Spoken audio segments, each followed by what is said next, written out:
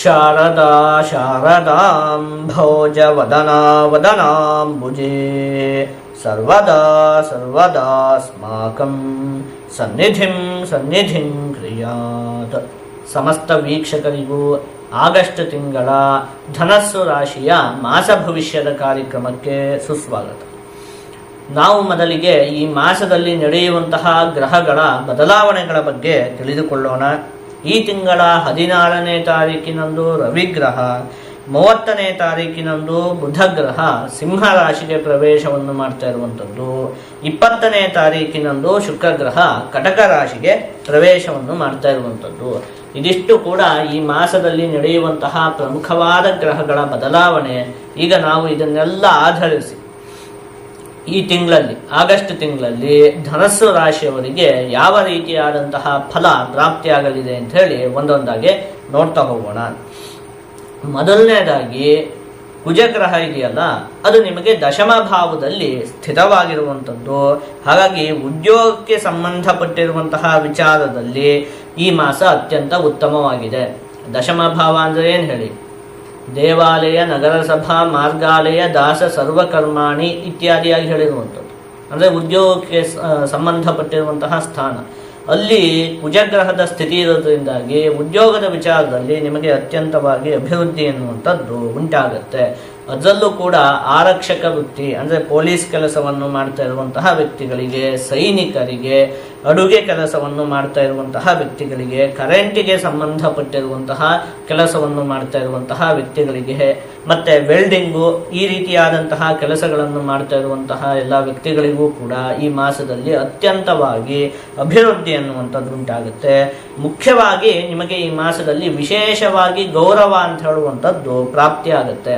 ನಿಮ್ಮ ಸಂಬಂಧಿಕರ ಮಧ್ಯೆ ಇರಬಹುದು ಅಥವಾ ನೀವು ಕೆಲಸ ಮಾಡುವಂತಹ ಸ್ಥಳದಲ್ಲಾಗಿರಬಹುದು, ನಿಮಗೆ ಒಂದಷ್ಟು ಪ್ರಶಂಸೆ ಪ್ರಾಪ್ತಿಯಾಗುತ್ತೆ. ಎಲ್ಲರೂ ಕೂಡ ನಿಮಗೆ ಗೌರವವನ್ನು ನೀಡುತ್ತಾರೆ, ನಿಮ್ಮ ಬಗ್ಗೆ ಒಂದು 4 ಒಳ್ಳೆ ಮಾತನ್ನು ಹೇಳ್ತಾರೆ. ಆ ರೀತಿಯಾಗಿ ವಿಶೇಷವಾದ ಗೌರವ ಅಂತ ಹೇಳುವಂಥದ್ದು ನಿಮಗೆ ಈ ಮಾಸದಲ್ಲಿ ಪ್ರಾಪ್ತಿಯಾಗುತ್ತೆ. ಇನ್ನು ರಾಹುಗ್ರಹ ನಿಮಗೆ ತೃತೀಯ ಭಾವದಲ್ಲಿ ಸ್ಥಿತವಾಗಿದೆಯಲ್ಲ, ಹಾಗಾಗಿ ಉತ್ತಮವಾಗಿ ಧನಾಗಮನ ಅಂತ ಹೇಳುವಂಥದ್ದು ಉಂಟಾಗುತ್ತೆ. ಉದ್ಯೋಗದ ವಿಚಾರದಲ್ಲಿ ಧೈರ್ಯದ ಪ್ರಾಪ್ತಿ ಉಂಟಾಗುತ್ತೆ. ನೋಡಿ, ಏನಾಗುತ್ತೆ, ಏನೋ ಒಂದು ಹೊಸ ಉದ್ಯೋಗನ ಆರಂಭ ಮಾಡಬೇಕು ಅಂತ ಹೇಳಿ ಆಸೆ ಇರುತ್ತೆ, ಆದರೆ ಧೈರ್ಯವೇ ಸಾಕಾಗ್ತಿರೋದಿಲ್ಲ. ಅಥವಾ ಉದ್ಯೋಗದ ವಿಚಾರದಲ್ಲಿ ಏನೋ ಒಂದು ನಿರ್ಧಾರನ ತಗೊಳ್ಬೇಕು ಅಂತ ಹೇಳಿ ಅನ್ನಿಸ್ತಾ ಇರುತ್ತೆ, ಆದರೆ ಅದಕ್ಕೆ ಬೇಕಾಗುವಷ್ಟು ಧೈರ್ಯವೇ ಇರೋದಿಲ್ಲ.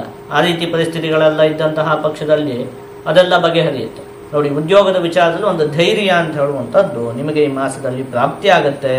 ಇನ್ನು ಬೃಹಸ್ಪತಿ ಗ್ರಹ ನಿಮಗೆ ಸಪ್ತಮ ಭಾವದಲ್ಲಿ ಸ್ಥಿತವಾಗಿದೆಯಲ್ಲ, ಹಾಗಾಗಿ ಇಲ್ಲಿಯವರೆಗೂ ಕಾಡುತ್ತಿದ್ದಂತಹ ಅನೇಕ ಸಮಸ್ಯೆಗಳು ಈ ಮಾಸದಲ್ಲಿ ಬಗೆಹರಿದು ಹೋಗುತ್ತೆ. ಒಂದಷ್ಟು ಸಮಸ್ಯೆಗಳು ಅದನ್ನು ಏನು ಮಾಡಿದರೂ ಕೂಡ ಪರಿಹಾರನೇ ಮಾಡೋಕ್ಕಾಗ್ತಿರೋದಿಲ್ಲ.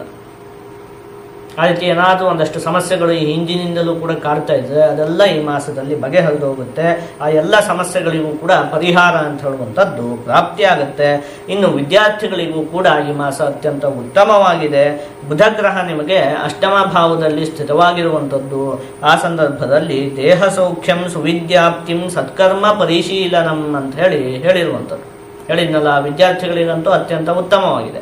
ಜೊತೆಗೆ ನಿಮಗೆ ಒಂದಷ್ಟು ಒಳ್ಳೆಯ ಕೆಲಸಗಳಲ್ಲಿ ನಿಮಗೆ ಆಸಕ್ತಿ ಅಂತ ಹೇಳುವಂಥದ್ದು ಉಂಟಾಗುತ್ತೆ. ಸಮಾಜಕ್ಕೆ ಏನಾದರೂ ಒಳ್ಳೆಯದನ್ನು ಮಾಡುವಂಥದ್ದು, 4 ಜನಕ್ಕೆ ಸಹಾಯವನ್ನು ಮಾಡುವಂಥದ್ದು, ಅಂತಹ ವಿಚಾರದಲ್ಲಿ ನಿಮಗೆ ಒಂದು ಆಸಕ್ತಿ ಅಂತ ಹೇಳುವಂಥದ್ದು ಉಂಟಾಗುತ್ತೆ. ಇನ್ನು ರವಿಗ್ರಹ ಮತ್ತು ಕೇತುಗ್ರಹ ನಿಮಗೆ ನವಮ ಭಾವದಲ್ಲಿ ಸ್ಥಿತವಾಗಿರುವಂಥದ್ದು. ರವಿಗ್ರಹ ಸ್ವಕ್ಷೇತ್ರದಲ್ಲೇ ಸ್ಥಿತವಾಗಿದೆ. ಹಾಗಾಗಿ ಆದಷ್ಟು ದೇವಸ್ಥಾನಗಳ ದರ್ಶನವನ್ನು ಮಾಡುವಂಥದ್ದು, ಇಂತಹ ವಿಚಾರಗಳಲ್ಲಿ ನಿಮಗೆ ಆಸಕ್ತಿ ಉಂಟಾಗುತ್ತೆ. ಆಧ್ಯಾತ್ಮಿಕ ವಿಷಯಗಳಲ್ಲಿ ಆಸಕ್ತಿ ಉಂಟಾಗುತ್ತೆ. ಅದರಲ್ಲೂ ಕೂಡ ದೇವಸ್ಥಾನಗಳಿಗೆ ಹೋಗುವಂಥದ್ದು, ದೇವರ ದರ್ಶನವನ್ನು ಮಾಡುವಂಥದ್ದು, ಇಂತಹ ವಿಚಾರದಲ್ಲಿ ನೀವು ಈ ಮಾಸದಲ್ಲಿ ಅನೇಕ ಸಮಯವನ್ನು ಕಳೀತೀರಿ. ಇನ್ನು ಶನಿಗ್ರಹ ನಿಮಗೆ ಚತುರ್ಥ ಭಾವದಲ್ಲಿ ಸ್ಥಿತವಾಗಿದೆಯಲ್ಲ, ಹಾಗಾಗಿ ಒಂದು ಸ್ವಲ್ಪ ವಾಹನವನ್ನು ಚಲಾಯಿಸುವಂತಹ ಸಂದರ್ಭದಲ್ಲಿ ನೀವು ಜೋಪಾನವಾಗಿ ಇರಬೇಕಾಗತ್ತೆ. ನೋಡಿದ್ವಲ್ಲ, ಕುಜಗ್ರಹ ನಿಮಗೆ ದಶಮ ಭಾವದಲ್ಲಿ ಸ್ಥಿತವಾಗಿರುವಂಥದ್ದು.